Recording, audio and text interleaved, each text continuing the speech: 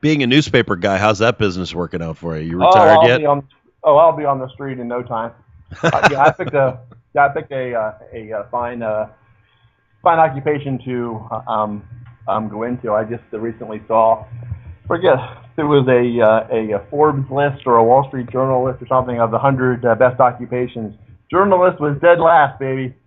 So, or actually or actually more specifically, newspaper reporter was dead last. I'm more into the features and entertainment end of things, so I'm not a strictly a news guy. I was a sports guy for years, but now I'm more into the entertainment. I have my own column, and it's funny being on this end of things. I'm so much more used to asking the questions rather than answering the questions. So this is a whole interesting dynamic for me. As far as the business itself, I work for a small paper here in Delaware. There's only two daily papers, and I work for the smaller of the two, and we're more community oriented. So we're not quite as susceptible to the changing tide of the internet as some of the bigger ones are. I mean, you're not going to go on to the internet and find a story about the town council election anywhere else but in our paper. And so that's what people at least appropriately here in the area care about. So we're not quite as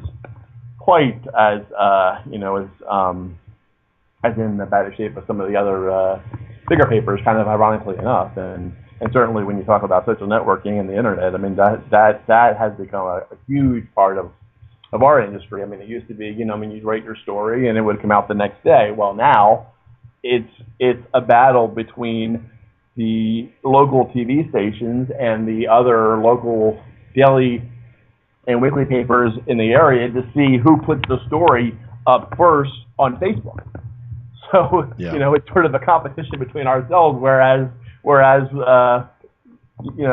before all that, it would be fine. We would all have the story the next day, and so now that's really sort of added a whole extra dimension to my industry and to what I do.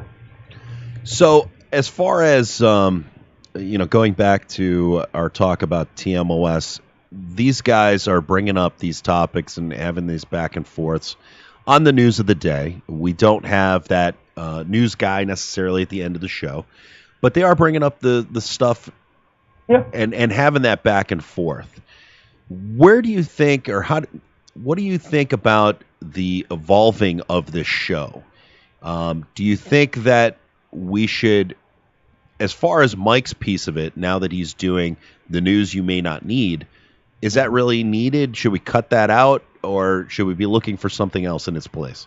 Well, as I said before in the beginning, I don't think. I mean, I would, if they're married to this segment, I would love to see them do 7 or 8 stories that you don't see on the evening news. But, the wacky stuff. The guy who hammered his hand into the wall, and the fire department had to come, or just the stupid criminal aspect of it. Like I said, I don't think that you really need it. I mean, I'll be honest with you. I usually listen to the podcast the same day, or at least the 24 hours out. But if I'm away for the weekend, or if I went away, when the news was at the last segment of the show, if it had been, say, 4 days out, I would stop the podcast before the news, because I knew that I would have heard it all, and I would go on to the next podcast. Right. So I don't know, and maybe it's me because I work at a newspaper, and I have the AP wire staring at me the whole time I'm there. So maybe I'm a little bit of a different case, but I just don't really see where it's necessary.